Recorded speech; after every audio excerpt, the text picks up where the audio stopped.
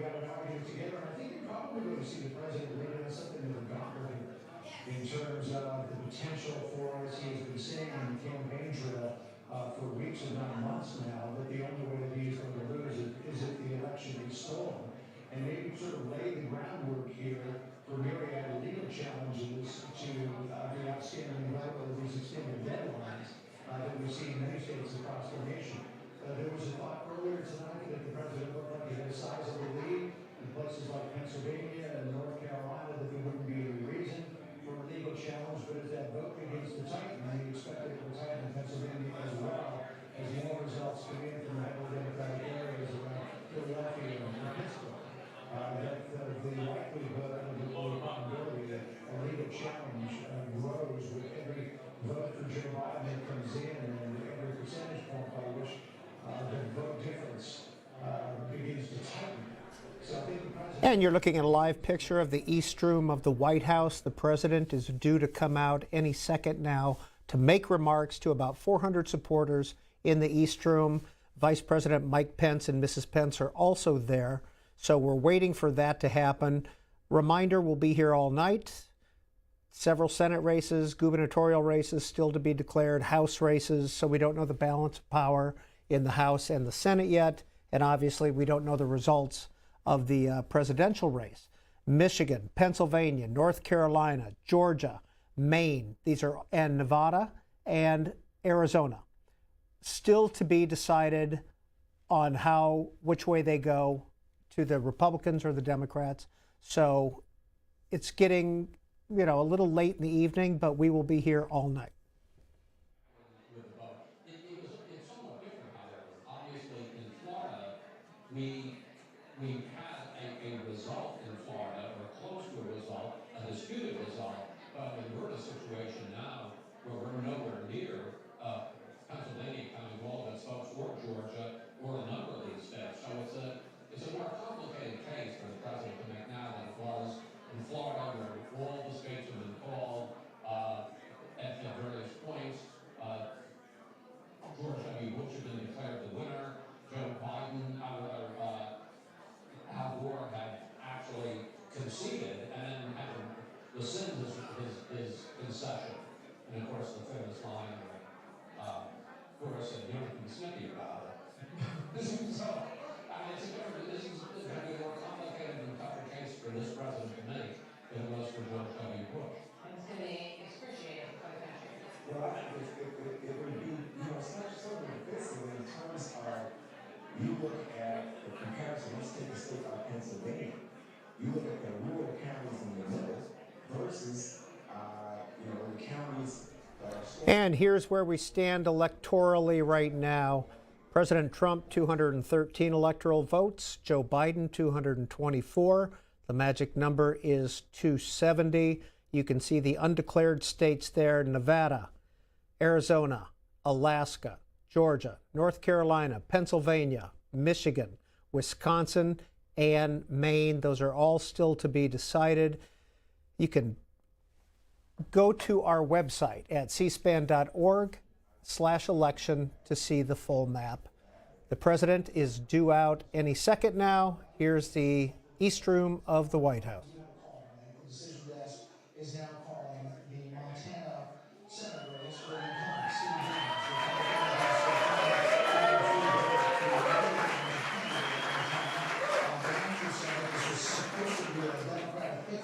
This is a big hole for Republicans, and you see that 46-47, it's only Democrats plus one. Remember, they have to have net plus 4 to take over control.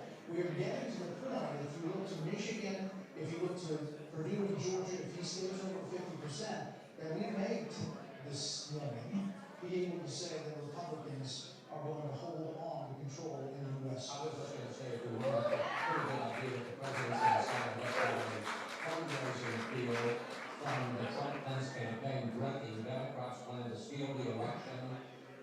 We're emailing you now to ask you to step up one last time and defend the president. The Democrats will steal the election. We can't let them get away with it. So we are on full-scale 2,000 litigation, and they're raising money to begin a legal effort to stop vote counting in various places. And they say that the Democrats are stealing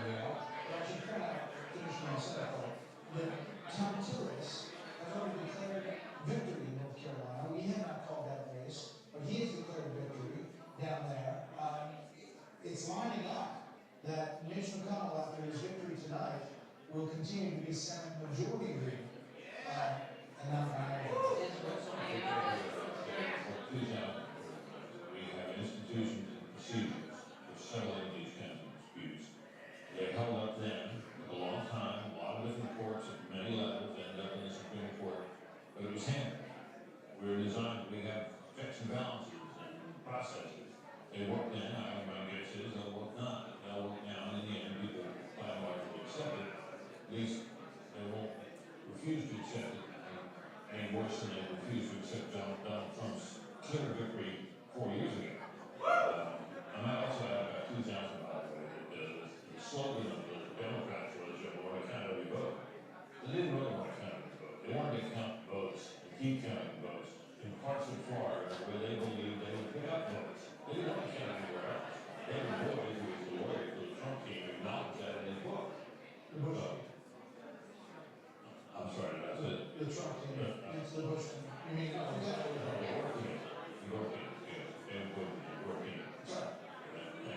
You said in the book that they want to post kind of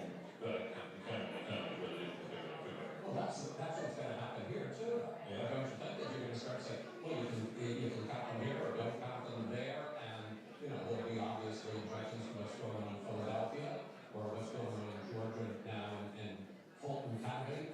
I wish I were as optimistic as you, and certainly I don't think the country's going to come apart about it.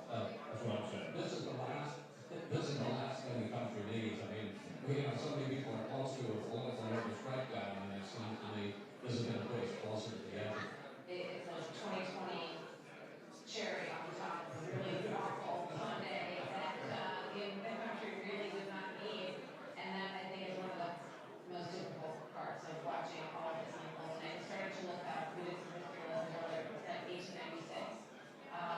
Hayes and Tilden, post-Civil War, during Reconstruction, an election that went on for months with no resolution until it was finally decided back then to the inauguration in March. And I believe it died on for 3 months. 4 months counting. But here's a benefit. We are now 13 minutes with Britt still here. As we wait for President Trump. Every minute's a bonus, Chris. Steve, any thoughts as we get ready to hear from President Trump? And hear Biden's going now.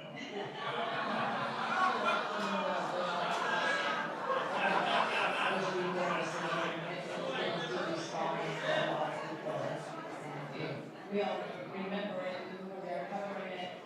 I was in bed at night thinking President Bush had won, and woke up in the morning with my husband saying, "I'm so sorry, I didn't win."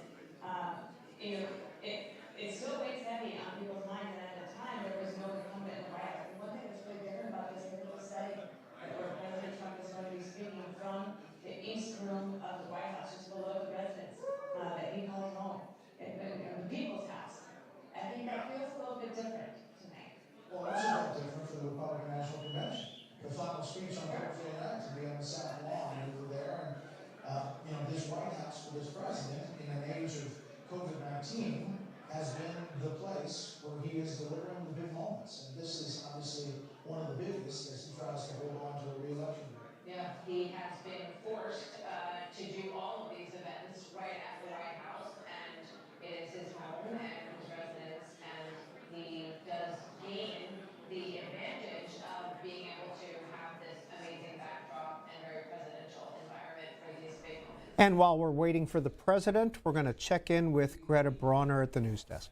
So just some quick tweets here. Tim Alberta, chief political reporter with Politico, about what's happening in Michigan. He says the dump of mail absentee ballots in Michigan is going to move big numbers for Biden. He points to a number of counties to watch out for. There's a whole lot of points waiting to be put on the board, he says. And then David Cantonese, political reporter, says in Georgia, it's down to 118,000 votes. In Wisconsin, it's down to 109,000 votes. And Dave Cantonese also says in Milwaukee, is not all in the state of Wisconsin, but also take note that La Crosse County in western Wisconsin is only reporting 70%. That's a Dem county that could yield more votes for Biden on top of the Milwaukee dump. Let's go back to the East Room at the White House. And we're able to win this litigation. I hope so, but as you say, Martha, it's 2020. It took 3:30 in the morning in 2016 for us to make that final call to call for the 45th president of the United States. This moment, it's fraught with a lot of things, but really just getting it done in each one of these states is the deal that these state election offices have to do. Right. So earlier we were discussing this, and the lawyer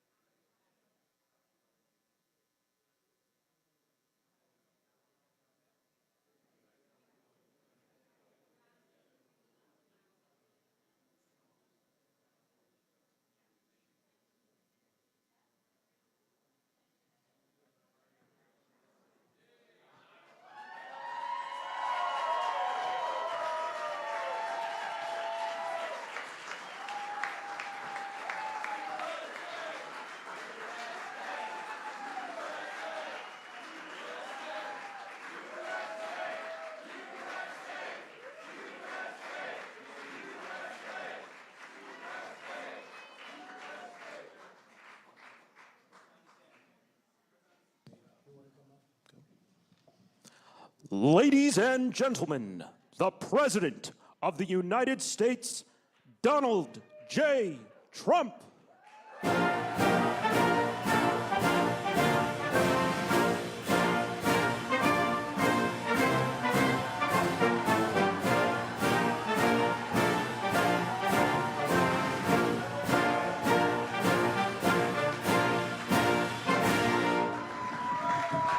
Well, thank you very much. Thank you. Thank you very much. Please sit. Thank you. This is without question the latest news conference I've ever had. Thank you. Thank you. I appreciate it very much. And I want to thank the American people for their tremendous support. Millions and millions of people voted for us tonight. And a very sad group of people is trying to disenfranchise that group of people. And we won't stand for it. We will not stand for it. I want to thank the First Lady, my entire family, and Vice President Pence, Mrs. Pence, for being with us all through this. And we were getting ready for a big celebration. We were winning everything, and all of a sudden it was just called off. The results tonight have been phenomenal, and we are getting ready. I mean, literally, we were just all set to get outside and just celebrate something that was so beautiful, so good, such a vote, such a success. The citizens of this country have come out in record numbers. This is a record. There's never been anything like it. To support our incredible movement, we won states that we weren't expected to win. Florida, we didn't win it. We won it by a lot. And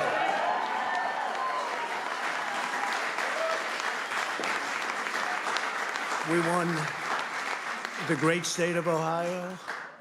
We won Texas. We won Texas.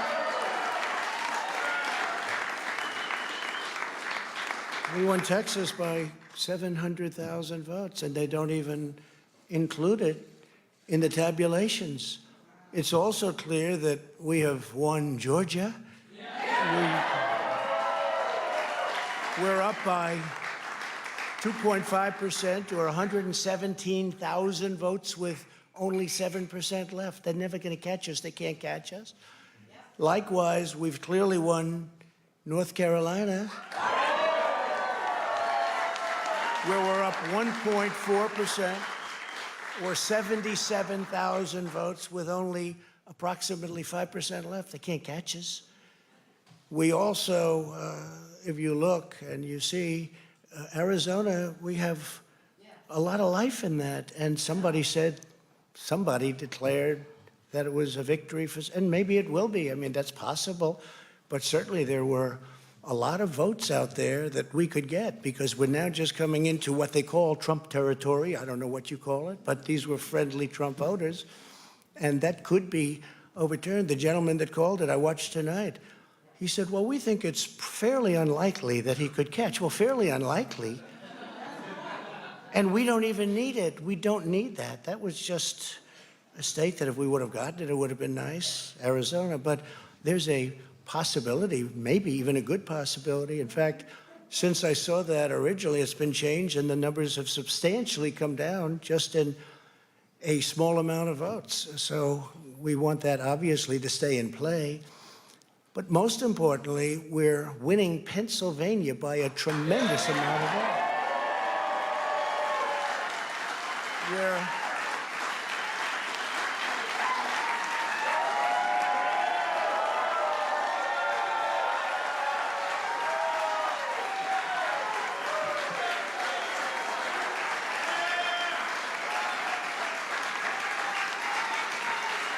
We're up 600. Think of this. Think of this. Think of this.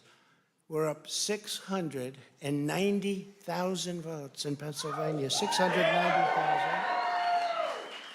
These aren't even close. It's not like, oh, it's close. With 64% of the vote in, it's going to be almost impossible to catch. And we're coming into good Pennsylvania areas where they happen to like your president. I mean, it's like very good. So we'll probably expand that. We're winning Michigan, but I'll tell you, I looked at the numbers. I said, whoa. I said, wow, that's a lot. By almost 300,000 votes, and 65% of the vote is in. And we're winning Wisconsin, so we're winning. We don't need all of them. We need, because when you add Texas in, which wasn't added, I spoke with the really wonderful governor of Texas just a little while ago, and Greg Abbott, he said, congratulations. He called me to congratulate me on winning Texas. I mean, we won Texas. I don't think they finished quite the tabulation, but there's no way. And it was almost complete, but he congratulated me. Then he said, by the way, what's going on? I've never seen anything like this. Can I tell you what? Nobody has. So we won by 107,000 votes with 81% of the vote. That's Michigan. So when you take those three states in particular, and you take all of the others, I mean, we have so many, we had such a big night. You just take a look at all of these states that we've won tonight, and then you take a look at the kind of margins that we've won them by. And all of a sudden, it's not like we're up 12 votes and we have 60% left. We won states, and all of a sudden, I said, what happened to the election? It's off. And we have all these announcers saying, what happened? And then they said, oh, because you know what happened? They knew they couldn't win, so they said, let's go to court. And did I predict this, Newt? Did I say this? I've been saying this from the day I heard they were going to send out tens of millions of ballots. I said exactly, because either they were going to win, or if they didn't win, they'll take us to court. So Florida was a tremendous victory, 377,000. Texas, as we said. Ohio, think of this. Ohio, a tremendous state, a big state. I love Ohio. We won by 8.1%, 461. Think of it. Almost 500,000 votes. North Carolina, big victory with North Carolina. And so we won there. We lead by 76,000 votes with almost nothing left. And all of a sudden, everything just stopped. This is a fraud on the American public. This is an embarrassment to our country. We were getting ready to win this election. Frankly, we did win this election. We did win this election. So our goal now is to ensure the integrity for the good of this nation. This is a very big moment.